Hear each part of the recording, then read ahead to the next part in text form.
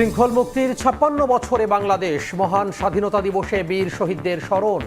স্মৃতিসৌধে ফুল দিলেন সর্বস্তরের মানুষ। রাষ্ট্রপতি, প্রধানমন্ত্রীর শ্রদ্ধা।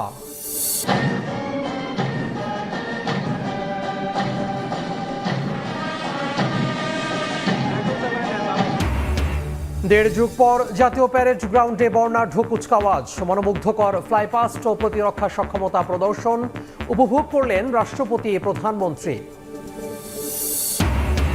প্রতিশ্রুতি বাস্তবায়ন করায় সরকারের প্রতি আস্থাশীল জনগণ, বলছে বিএনপি।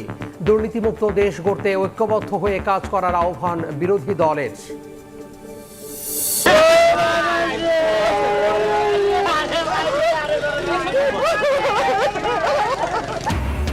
পদ্মাপাড়ে স্বজনহারাদের আর্তনাদ, বাস ডুবির ঘটনায় ২৬ মরদেহ উদ্ধার, ২৫ জনের লাশ হস্তান্তর, নিহতদের পরিবার প্রতি ১ কোটি টাকা ক্ষতিপূরণ চেয়ে লিগ্যাল নোটিশ। এবং হরমুজ প্রণালীতে জাহাজ চলাচলে নিরাপত্তা পাবে বাংলাদেশ সহ ৬ দেশ, জানালো ইরান। যুদ্ধে তেহরানকে পরাজয় স্বীকার করে ট্রাম্পের চুক্তির আহ্বান প্রত্যাখ্যান।